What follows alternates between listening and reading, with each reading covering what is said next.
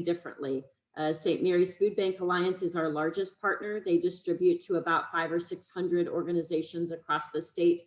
Think about church pantries, domestic violence shelters, homeless shelters, community centers, schools, anywhere where they can reach individuals who might have a need. The same is true for our other food banks. Community Food Bank of Southern Arizona serving the 5 southeastern counties, United Food Bank serving all the way south of the 40 all the way to the New Mexico border, and then Yuma serving the Yuma community, as well as at times the La Paz area. Together, they collectively serve about 1,000 partners across all 15 counties. So when I say our network is vast, you can see how expansive that is, and they do an amazing job. I will acknowledge that we have a saying in food banking: if you've seen one food bank, you've seen one food bank. I'm sure many of you have volunteered at a food bank before. Maybe it was a couple of volunteers handing out food out of your church. That is wonderful and critical and the backbone of our network. However, if you were to visit and volunteer at St. Mary's, you would have a very different experience. Their warehouse, I think they've now approached 50,000 square feet. It is much more like a Costco. We would ask you to come in, help box up the emergency food that we are able to receive. Maybe you'd be responsible for adding cans or rice or beans to a box, or maybe you would be asked to help someone to their car. Obviously, during the pandemic, that is not happening. We are doing drive-through distributions, but those are the kind of expectations that we would have if you came to volunteer at any one of our locations across the state. A lot of questions come up about where food comes from food banks. And so this gives you a better sense of where we get our food. I know folks very much like to participate in food drives, and we are very grateful for that, not just for the food that we receive, but also for the acknowledgement about those surrounding you, and recognition that people don't always have the same resources in life or the same opportunities. And so we just really appreciate the raising awareness that we do when we do those food drives. The grocery stores are a critical partner, and they have been amazing through the pandemic. I will acknowledge at the very beginning, when we were all finding shortages of toilet paper, that grocery stores were having the same challenges. And so their donations slowed in March and April. I think the primary supply chain has largely stabilized, and we are seeing a tremendous amount of donations again through grocery stores. This comes in a variety of forms. Maybe it's produce that didn't sell, that might not be cosmetically appealing to everyone. It might be the bread that just doesn't sell. It might be canned foods. I think a lot of people think we take dented cans, and we might, but we also acknowledge the insertion of a secondary market into the food chain, which is dollar stores and other things that might be selling those goods as well. So as you can expect, if grocery stores can sell it, they will do so even at any price to the consumer or to the second market. But if that doesn't happen, we take it, and very often are picking up food from grocery stores every day of the week. I think I already talked a little bit about farmers and produce. Again, amazing donors that we have: Taylor Farms, Matori Farms, a variety of locations across the state that give us lots of healthy fruits and vegetables. In this year, I guess it's still this year, it's hard to remember anymore, but in 2020, I believe, we started a program called Friends of the Farm. And the intent is to be able to help low volume producers be able to sell their food to food banks at a market rate that allows them to pay a livable wage to their growers and to their laborers, as well as to be able to expand their market and obviously provide us with a good variety of foods that we may not be able to get always through the donation stream. So that program started about a year ago, and I'm happy to say we have about 20 growers now, and a few in line as well, in about 6 counties across the state. So we're excited for the expansion of that program, and we'll be asking the state legislature to help us with a little more support in that area. There's always a few acronyms in government speak, as you all know. The government programs that are critical to food banks are things like TFAP, the Emergency Food Assistance Program. We were able to get additional food because we were unable to sell it to foreign markets. China is a big consumer of American food, and when we started some trade disputes with some of those markets, much of that food stayed right here in America and came through our food bank network, and we were very grateful for that. The Commodity Supplemental Food Program is also like an emergency food box specifically for seniors. So those are the major commodity programs that we have in food banks right now. Again, I think I would be remiss if I didn't talk about SNAP. Nearly 900,000 people participated in SNAP in June of 2020. It's a 10% increase prior to COVID. And I will tell you, the last I looked, it was probably closer to 1 million right now. It just continues to climb as individuals, I think, are more unsure about what's going to happen with their employment, what the return timeline might look like. I think for single moms such as myself, being able to send your kids to school and have a job that allows you to work from home is a wonderful opportunity, but not everybody has that. You have to go to your job at the grocery store. It would be pretty difficult to have your children in a virtual learning environment. Fortunately, the federal government did step in during COVID and increase the federal benefits from an average of $118 per person per month to $167. And that has helped, nearly 500,000 children be able to buy groceries at grocery stores and feed their families. One other benefit during COVID has been that now you're able to participate like many of us. I certainly tend to shop online and have my groceries waiting for me when I get there and have them just deliver them to my car. And that's now available if you choose to purchase your groceries with your SNAP benefits. Obviously, if you choose to deliver, I think that fee still applies, but I think this is a wonderful opportunity, particularly for seniors, who I'll talk about in a second, who are using their SNAP benefits to buy their groceries. Whoops, sorry. This is a little bit about what we do in our current role, and I'm not going to show the video for the sake of time, but I will talk a little bit about our work with schools.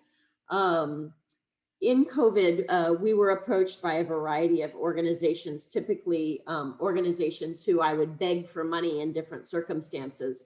The federal government, the county government, city governments, philanthropy, private philanthropy, foundations, and corporations. And many of them were calling me and they were saying, what can we do to help? And we had decided, because we had enough resources at our own organization, that we would then turn around and grant those funds directly to small pantries, to churches, to those community centers who were seeing such an increased demand. And we distributed nearly $4 million to those organizations to help them with increased capacity, being able to purchase new refrigeration, being able to do a pop-up tent so that individuals could drive through and get their food, protective gear, face masks, hand sanitizer, and the variety of things that they would need to be able to do safe distributions. I mentioned our advocacy work. As a professional beggar, I think I constantly ask the legislature for a little bit of extra help and making sure that they understand that charity alone is not going to solve hunger, that we need the support of everyone, the government, and of private individuals, corporations, and private business. Finally, I just want to mention our work with senior hunger, which has really kind of just begun. Wildfire is an organization that is a part of the Community Action Network. They provide utility assistance and rent assistance to be able to meet some basic needs for individuals, things that we cannot do. And one thing that they also do is to help individuals apply for SNAP benefits As you can imagine, the SNAP application is not an easy one. I think it's 37 pages right now, asking a variety of questions and asking for documentation about your income and a variety of other household members, and being able to collect all of that and submit it virtually right now can be a bit of a challenge, particularly if you don't have access to broadband, maybe you're not computer illiterate, that all those things play into that. And so we want to specifically target older adults to participate in SNAP, knowing that the penetration rate into SNAP is pretty low. It's estimated that about 250,000 seniors in Arizona would be eligible for SNAP benefits, but only about 90,000 participate in the program. So we're encouraging more folks to do that. CACFP, another government acronym, but it basically provides food to daycare centers. They're places where older adults can go for socialization as well as activities, many of them across the state. This is the funding stream that provides the meals at those locations. The pandemic kind of threw us for a curve. The best of times and worst of times. We have seen tremendous resiliency within our network, not just of the people that we serve every day, but certainly of our staff members in being able to show up for work extra hours, volunteers that have continued to weather the storm with us. We just really have been incredibly fortunate, and I'm incredibly proud of the network that we have to help meet the need.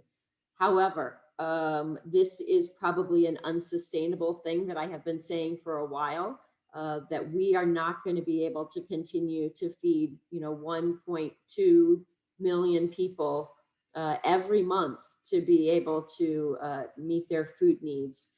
As you can see, we've distributed more food than we ever have, about 220 million pounds, which is a very weird way of considering how much food you eat in a day, but that is necessary because that's what truckers use. So that's why we calculate our food in pounds. We've led frequent and ongoing mobile distributions all the way up. You may have seen news reports of our efforts in Tuba City and in Window Rock to be able to meet the needs of the Native American community up on the Navajo Nation. Largely because of access to food. Many of you know these fun facts that the Navajo Nation is the size of West Virginia and has 14 grocery stores. So you can imagine trying to get across the entire state and having access to grocery, even if you have the resources to do so. And many Navajo community members do not. So we did large distributions in those communities.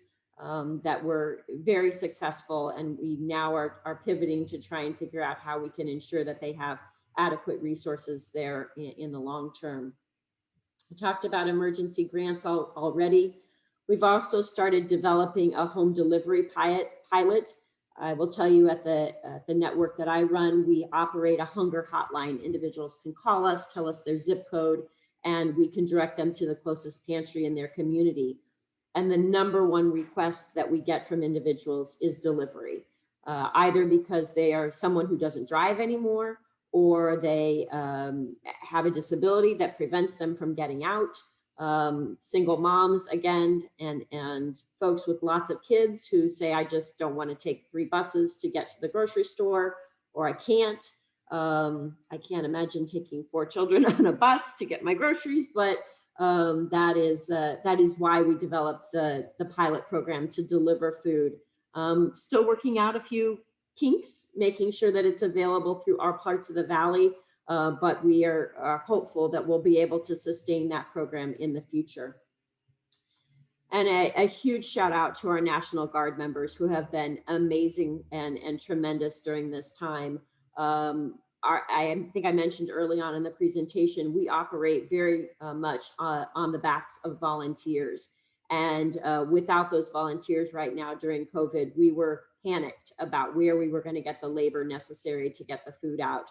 And the governor and the federal government stepped in and said, the National Guard will be at your disposal. And they still are in food banks today, hopefully transitioning to vaccine distributions, but we're very fortunate to have them.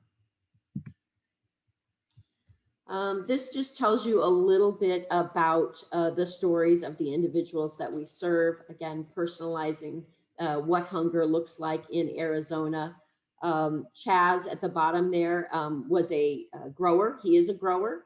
In 2020, when the pandemic hit, he was panicked. He didn't realize how substantial, I think, his distribution to restaurants would be impacted. He didn't know where he was going to be able to sell the food that he grows. And we were able to purchase about 8,000 pounds of food through the Friends of the Farm program, distribute that to our network. Obviously, it provided us with a lot of great food, and we were very grateful to have the food. But I think what it did for Chaz and his family was to sustain his business. His family didn't have to be food insecure. They didn't have to come to our food bank network and receive that food. And he was able to keep his business operational during a very difficult time. So very grateful for the economic development effects of the program that we started.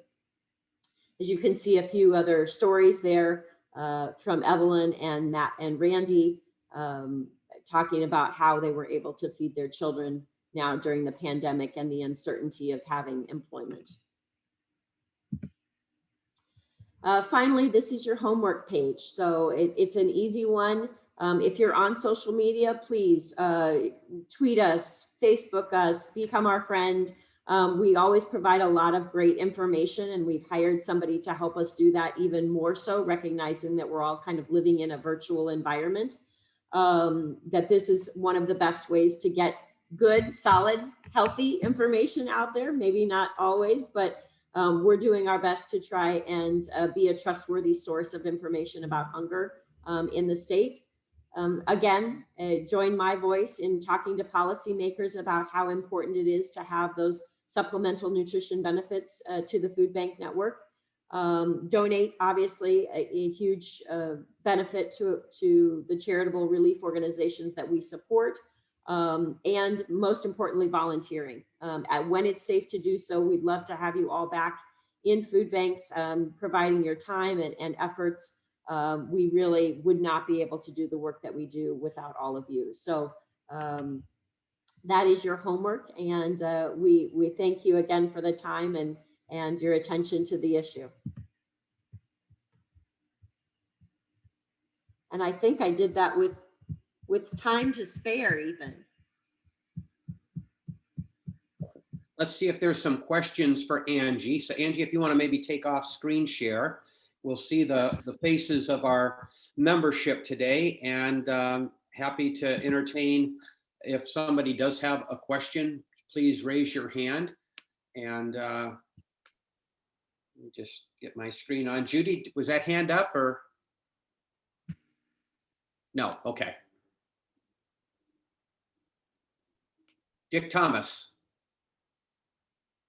Unmute, Dick. Got it. Angie, is SNAP the same as food stamps? It is the same as food stamps. You know, it's so interesting because I think at the beginning of my bio, you've heard I've been doing this a long time.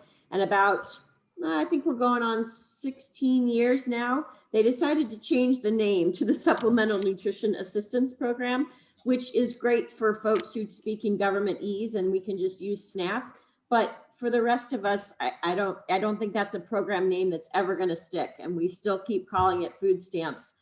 Started in the 40s as a way for agriculture producers to be able to sell to grocery, particularly in rural communities, and to be able to feed hungry people in the process. So we're very grateful for the SNAP program, now serving about 1 million people in our state. Thank you. Yep, you're welcome. Angie, I have a question. Pre-COVID, because COVID is such a crazy environment, I would hate to draw conclusions just based on the here and now, but where was the trend heading? Were things getting gradually worse year after year after year? Was Arizona, and I'm going to be selfish to Arizona now as an Arizona resident, right? And not unique to Maricopa County by any stretch, but were we flat? Were we actually starting to make some progress? what was the trend like pre-COVID, and maybe your thoughts going forward? So I will tell you again, having been at the network for 8 years, that food banking tends to trend counter-cyclical to the economy, which is typical, right? Mhm. So as unemployment rises, then typically we see more individuals in food banks as it declines. So I would say it comes in waves. And when the first big recession hit a few years ago, we saw a tremendous increase in demand. It tapered off, it came down, but it had not quite returned to pre-recession levels. And so I think as we ride these waves of economic good and bad times, I anticipate that the number of individuals, again, also controlling for population growth and the like, are going to continue to rise. And we're certainly seeing that. And actually one of my talking points to legislators is to recognize that while we have been able to meet that need and be able to help support communities across the state at a growing demand, support from the state legislature has remained flat since 2003. So well, hopefully that argument holds up with them. I hope so as well. And my final observation, because you had that county segmentation earlier, is there a particular county or two that you would call out as these folks get it better than others, or they have programs or coordination that are actually stronger and we should learn from? You know, nobody does it perfect, but I think some communities are more well-resourced to be able to address the need. I'll acknowledge Santa Cruz County, not a largely wealthy county, but a very rich agriculture community. And so they often see donations at their food pantries direct from growers right there in their community. So there might be a greater availability of food, which helps contribute to their food insecurity, a lower rate of food insecurity. But again, they also have a higher rate of poverty. And so as families are trying to think about their monthly budgets, it's a little harder to pay your rent with vegetables. So that's a difficult environment. Trade off. Okay, very good. All right. Well, Angie, thank you so very much for joining us today. Great experience. My kudos to Stephen or Scott. Somebody did hit the record button at the very early onset here. So we will make sure we share this link for those members of our club that were not able to join us today so that they can observe the meeting and hear your presentation. I want to make sure we get a copy of your presentation so we can revisit the homework page specifically. And again, my thanks to you for all of the work that you do personally, as well as the organization. Very, very commendable. Thank you. Thank you all for your time and for your attention again to this. I greatly appreciate it. You bet. Have a great day. Thank you. You as well. Okay, let me shift gears for just a moment. A couple of items. I wanted to continue our recognition and acknowledgement of Paul Harris Fellows. And I can share my screen here. Hopefully this will pop up. I don't know if you're seeing this or not. We got it, John. You're on it. Congratulations to Leticia Rosario, Paul Harris Fellow. Yes. So Peter Mead actually gifted Paul Harris status to Karen's caregiver for several years, Leticia Rosario. People may not be aware that you can do this. As you earn Paul Harris points, those points are available and you can actually gift Paul Harris status to others. Many in our club, not say many, some in our club have done this. It is available to many more. And as Dick Thomas and Peter Mead kind of coordinate the handing off of the baton as TRF chair, as we move into the next subsequent Rotary year, this is an opportunity for our club to do even greater work than what we have in the past. So please consider gifting Paul Harris status to somebody. And it doesn't always have to be a family member. We could recognize somebody in the community, like a speaker we just had today, for example, or somebody else that we know that is involved in good work. So congratulations to Leticia on being a Paul Harris member, and Peter, great work and leading by example in gifting that to her. Thank you. Okay. I'm going to turn it over to Bill Crump, and Bill and Val can give us an update on the Sourcebook/Splash. It's been a very eventful last few days, but Bill, over to you. Well, everyone knows that COVID has produced a lot of challenges, and the delivery of the source book was no exception. The Splash and the source book virtually came at the same time, and we weren't sure whether we would get any help with the deliveries. When Val and I talked to all the teams on Friday and explained the situation, there wasn't one complaint. Every team just took the attitude, well, okay, we'll get it done. And they did. It's that attitude and the work ethic that makes this club special. It makes me very, very proud to be a member. So everyone, thank you very much for making this year's Source and the monthly Splash delivery run smoothly. Thanks again. One other thing, we want to thank Fred Dupree. He really helped us out a lot.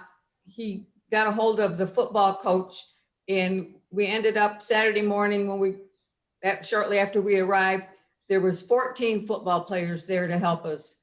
So 7 teams got 2 football players each, and they helped tremendously. So we want to thank Fred and the Hamilton football team for their efforts.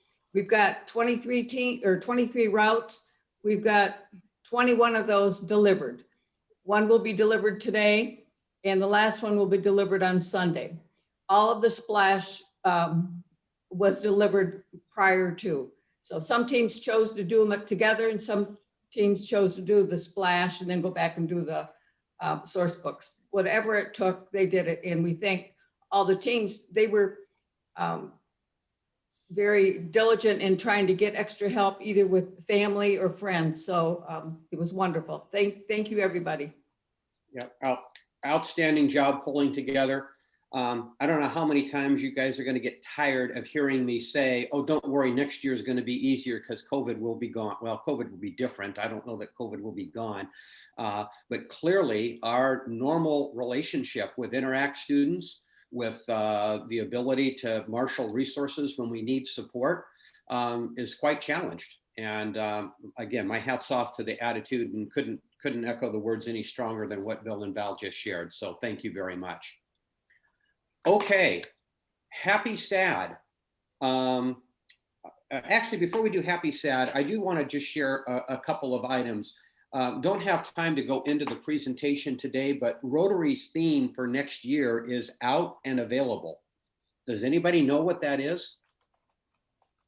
I know several of you look at the Rotary website every night before you go to bed, people. But having said that, I'm very proud. Shikar Mehta is the new international president for Rotary starting in July.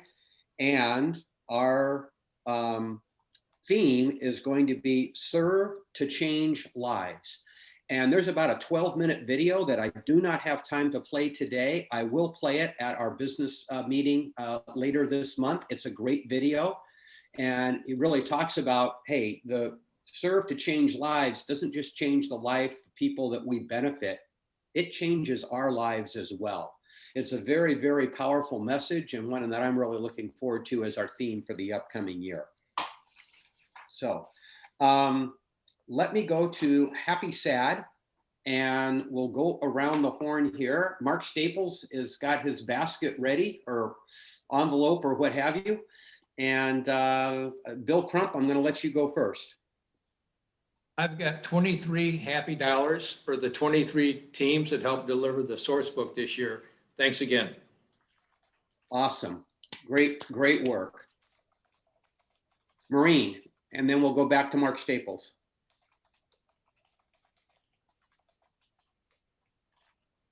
Uh-oh. I'm gonna go and come back. Nope, you're in, you're good. You're Oh, working. can you hear me? Yes, I can. Okay. I have 20